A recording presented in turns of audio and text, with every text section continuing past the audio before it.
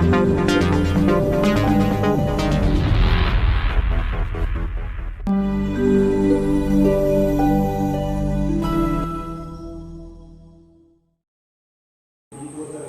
ನ್ಯೂಸ್ಗೆ ಸ್ವಾಗತ. ಇಂದು ಅಡೆಕಲ್ ಕಾಚೀಲ ಗ್ರಾಮ ದೈವ ಶಿರಾಡಿ ಪಂಜುರ್ಲಿ ಕಲ್ಕುಡ ಪರಿವಾರ ದೈವಗಳ ನವೀಕರಣ ಮತ್ತು ಪ್ರತಿಷ್ಠೆ ಹಾಗೂ ನೇಮೋತ್ಸವ. ಇದು ದಿನಾಂಕ 12-11-2024 ಮಂಗಳವಾರದಿಂದ 14-11-2024 ಗುರುವಾರದವರೆಗೆ ಬಹಳ ವಿಜೃಂಭಣೆಯಿಂದ ನೆರವೇರಲಿದೆ.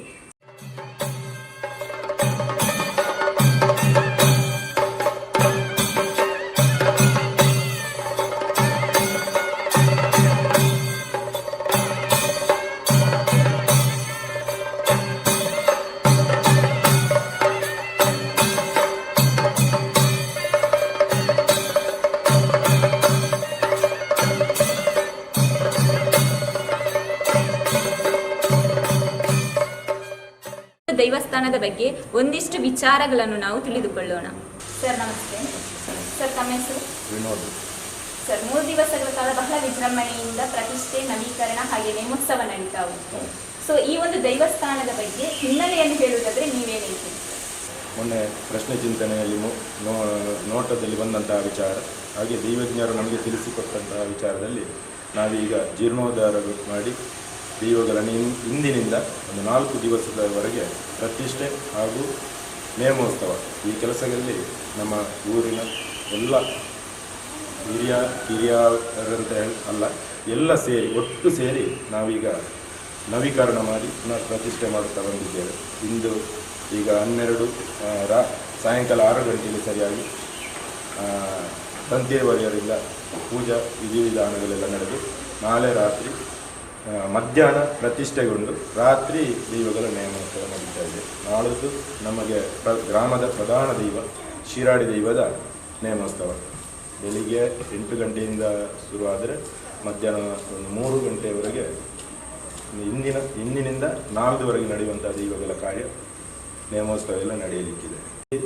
ಒಂದು ಚಿಕ್ಕ ಗುಡಿ ಆಕಾರದಲ್ಲಿದ್ದಂತಹ ದೈವಗಳನ್ನು, ಅದು ಮಣ್ಣಿನ ಗೋಡೆ ಕಲ್ಲಿನ ಗೋಡೆ ಇದ್ದರೂ ಒಂದು ಕಾಲದಲ್ಲಿ ನಮ್ಮ ಮುಲಿ ಹುಲ್ಲಿನಂಥ ವಿಚಾರದಲ್ಲಿ ಇರುವಾಗ ಅದನ್ನು ನಮ್ಮ ಹಿರಿಯರೆಲ್ಲ ಒಟ್ಟು ಸೇರಿ ಗ್ರಾಮದವರೆಲ್ಲ ಸೇರಿ ಕಲ್ಲಿನ ಗೋಡೆ ಅಂಚೆಲ್ಲ ಹಾಕಿ ಒಂದು ರೀತಿಯಲ್ಲಿ ಜೀರ್ಣೋದ್ಧಾರ ಮಾಡಿ ಬಂದಿದ್ದಾರೆ. ಅದಾದ ಮೇಲೆ ಅದು ಕೂಡ ಅಜೀರ್ಣಾವಸ್ಥೆಗೆ ಬರುವಾಗ ನಾವು ಇದೀಗ ಒಂದು ಸುಂದರವಾದ ದೈವದ ಗೋಪುರವನ್ನು ನಿರ್ಮಾಣ ಮಾಡಿ ಇದೀಗ ಭಾರಿ ವಿಜೃಂಭಣೆಯಿಂದ ಊರಿನ ಪರವೂರಿನ ಎಲ್ಲ ಮಹನೀಯರ ಸಹಕಾರದಿಂದ ನಡೆಸ್ತಾ ಬಂದಿದ್ದೇವೆ. ಇಂದಿನಿಂದ 4 ದಿನಗಳ ಕಾಲ ಇಲ್ಲಿ ಬಲು ವಿಜೃಂಭಣೆಯಿಂದ ಬಹಳ ನಾವು ನಿರೀಕ್ಷೆ ಮಾಡಿದ್ದೇವೆ. ಒಂದು 3,000 ಜನಗಳ ನಿರೀಕ್ಷೆಯಲ್ಲಿದ್ದೇವೆ. ಅದನ್ನು ಮೀರಿ ಬರಬಹುದು ಎಂಬ ನಂಬಿಕೆ ನಮ್ಮಲ್ಲಿದೆ. ಇನ್ನು ಆ ದೈವ ಇಚ್ಛೆ ಯಾವ ರೀತಿ ನಡೆಯುತ್ತದೆ ಅದು ಹೇಳಲಿಕ್ಕೆ ಸಾಧ್ಯ ಇಲ್ಲ ಆ ರೀತಿ. ಯಾಕಂದರೆ ಪುರಾತನ ಕಾಲದಿಂದ ಇಲ್ಲಿ ಅಡ್ಯಾಲು ಎಂಬ ಒಂದು ಜಾಗ ಇದೆ. ಆ ಜಾಗದಲ್ಲಿ ನಮ್ಮ ಹಿರಿಯರ ಕಾಲದಲ್ಲಿ ಈ ದೈವ ನೆಲೆ ನಿಂತು 6 ಗ್ರಾಮ, ಅಂದರೆ ಇಲ್ಲಿ ಒಂದು ಊರಿನ ಹೆಸರಿದೆ, 6 ಹೆಸರು, ಗುತ್ತಿನ ಮನೆತನ ಅವರೆಲ್ಲ ಒಟ್ಟು ಸೇರಿ ಅಲ್ಲಿ ಒಂದು ನೇಮೋತ್ಸವ ಆಗಿದ್ದಂತೆ ನಮ್ಮ ಹಿರಿಯರ ಕಾಲದಲ್ಲಿ. ಅದಾದ ಮೇಲೆ ಅಲ್ಲಿ ಸುಡು ಬಿಸಿಲು, ಭಯಂಕರ ಬಿಸಿಲು, ಅಂದರೆ ಭಯಂಕರ, ಈಗ ನಮಗೂ ನಿಲ್ಲಲಿಕ್ಕೆ ಸಾಧ್ಯ ಇಲ್ಲ ಆ ರೀತಿ ಇದೆ. ಅಲ್ಲಿಂದ ಈ ಜಾಗಕ್ಕೆ ಬಂದು ದೈವ ನೆಲೆ ನಿಂತು ಒಂದು ತಂಪಿರುವಂತಹ ವಾತಾವರಣ ಬೇಕು ನಮಗೆ ಅಂತ ಹೇಳಿ ಅದು ಸಂಧಿಮಾರ್ಗದಲ್ಲೇ ಇದೆ ಅದರ ವಿಚಾರ. ಆ ತಂಪಿರುವ ಜಾಗದಲ್ಲಿ ಇದೀಗ ಇಲ್ಲಿ ನೆಲೆ ನಿಂತು ನಮ್ಮನ್ನೆಲ್ಲ ಗ್ರಾಮವನ್ನು ಕಾಯ್ತಾ ಇದೆ. ಇಲ್ಲಿಂದ ಒಂದು 4 ಜಾಗಕ್ಕೆ ನಮ್ಮ ಹಿರಿಯರ ಕಾಲದಲ್ಲಿ ಭಂಡಾರ ಹೋಗಿ ನೇಮ ನಡೆಯುವಂಥ ವಿಚಾರ ಎಲ್ಲ ಇದೆ. ಇದೀಗ ಏನು ವಿಚಾರ ಅಂದರೆ, ಈಗ ಒಂದು 2 ಜಾಗದಲ್ಲಿ ಅವರವರೇ ಅಲ್ಲಿ ಜಾತಿ ಕಟ್ಟುಪಾಡೆಲ್ಲ ಮಾಡಿ 16 ವರ್ಗದವರು ಸೇರಿ ಅಲ್ಲೇ ಒಂದು ದೈವಸ್ಥಾನವನ್ನು ಮಾಡಿ ದೈವದ ಆರಾಧನೆ ಮಾಡಿಕೊಂಡು ಬರ್ತಿದ್ದಾರೆ. ಈಗ ಒಂದು 2 ಜಾಗ, ಒಂದು ಬೋಲಾಮೆ ಬಾಕಿಮಾರು ಕಂಡಂತ ಹೇಳಿ ಅದು, ಮತ್ತೊಂದು ಉದ್ದದ ಮಜಾಳ ಅಂತ ಇದೆ, ಅಡೆಕಾಲು ಉದ್ದದ ಮಜಾಳ ಅಂತ. ಆ 2 ಜಾಗಕ್ಕೆ ಅಡೆಕಾಲು ಗುತ್ತಿನಿಂದ ಭಂಡಾರ ಬಂದು ಇಲ್ಲಿ ಈಗ ಒಂದು ದೈವದ ಭಂಡಾರವನ್ನಿಟ್ಟು ಇಲ್ಲಿ ಪ್ರಾರ್ಥನೆ ಮಾಡಿ ಮತ್ತೆ ಭಂಡಾರ ತೆಗೆದು 2 ಜಾಗಕ್ಕೆ ಭಂಡಾರ ಹೋಗಿ ನೇಮವಾಗುವಂಥ ವಿಚಾರ ಇದೆ.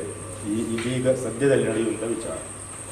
ಸರ್ ನೇಮೋತ್ಸವ ಅಂತ ಬಂದಾಗ ಇಲ್ಲಿ ಎಷ್ಟು ದೈವಗಳ ನೇಮೋತ್ಸವ ನಡೀತದೆ? ಈಗ ಮುಂಚೆ ನಮ್ಮ ಹಿರಿಯರ ಕಾಲದಲ್ಲಿ 3 ದೈವಗಳು 2 ದೈವಗಳಿಗೆ ಮಾತ್ರ ಇಲ್ಲಿ ನೇಮೋತ್ಸವ ಆಗ್ತಿದ್ದದ್ದು. ಪ್ರಶ್ನೆ ಚಿಂತನೆಯಲ್ಲಿ ಅಡಕವಾಗಿರುವಂತಹ ಶಕ್ತಿಗಳು ಈಗ ನಮಗೆ ಗೋಚಾರ ಆಗಿದೆ. ಯಾವುದು ಅಂದರೆ ಒಂದು ಕಲ್ಲೊಟ್ಟಿಗೆ ಒಂದು ಪ್ರಧಾನ ನೇಮೋತ್ಸವ ಆಗಬೇಕು, ಆಮೇಲೆ ಶಿರಾಡಿ ದೈವ, ಆಮೇಲೆ ಇಲ್ಲಿ ಪ್ರಧಾನ ದೈವವಾಗಿ ಒಂದು ಪಂಜುರ್ಳಿ ದೈವ ಅಂತ, ಕುಪ್ಪೆ ಪಂಜುರ್ಳಿ ಅಂತ, ಅದಾದ ಮೇಲೆ ಗುಳಿಗಣಿಗೂ ಒಂದು ನೇಮೋತ್ಸವ ಆಗಬೇಕು ಎಂಬ ರೀತಿಯಲ್ಲಿ ಈಗ ಇವತ್ತು ನಾವು ಆರಾಧನೆ ಮಾಡುವಂಥ ದೈವಗಳ ವಿಚಾರ ಬಂದರೆ ಕಲ್ಲೊಟ್ಟಿ, ಪಂಜುರ್ಳಿ, ಅದಾದ ಮೇಲೆ ಪ್ರಧಾನ ದೈವ ಶಿರಾಡಿ, ಅದಾದ ಮೇಲೆ ಗುಳಿಗ ದೈವಕ್ಕೆ ಹಾಗೂ ಸಾನ್ನಿಧ್ಯದಲ್ಲಿ ಕೆಲವು ಜಾಗದಲ್ಲಿರುವಂಥ ದೈವಗಳಿಗೆ ಅದಕ್ಕೆ ಕಟ್ಟೆ ನಿರ್ಮಾಣ ಮಾಡಿ, ಕಾಲದಲ್ಲಿ ಚರ ಆಗಿತ್ತದೆಲ್ಲ ಈಗ ಕಟ್ಟೆ ನಿರ್ಮಾಣ ಮಾಡಿ ಹೊಸ ರೂಪದಲ್ಲಿ ಆರಾಧಿಸಿಕೊಂಡು ಬಂದದ್ದು. ಅದಕ್ಕೆ ತಂಬಿಲ ಸೇವೆ ಪರ್ವ ಇತ್ಯಾದಿ ಮಾತ್ರ. ವರ್ಷದ ಗೋಲೋತ್ಸವ ರೀತಿಯಲ್ಲಿ ಇಲ್ಲಿ 4 ದೈವಗಳಿಗೆ ನೇಮೋತ್ಸವ, 5 ದೈವಗಳು ಖಂಡಿತ.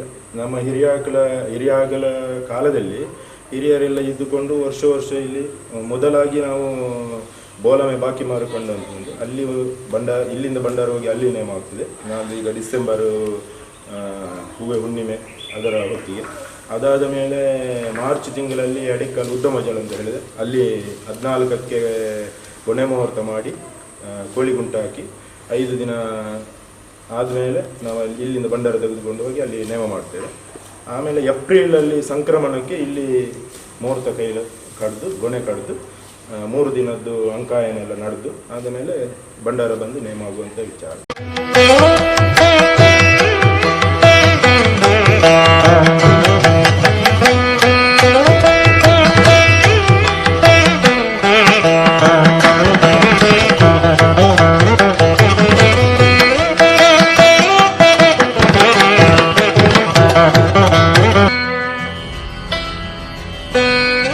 ಇದೀಗ ನಾವು ಅಡೆಕ್ಕಲ್ ಗುತ್ತಿನ ಮನೆಯಲ್ಲಿದ್ದೇವೆ.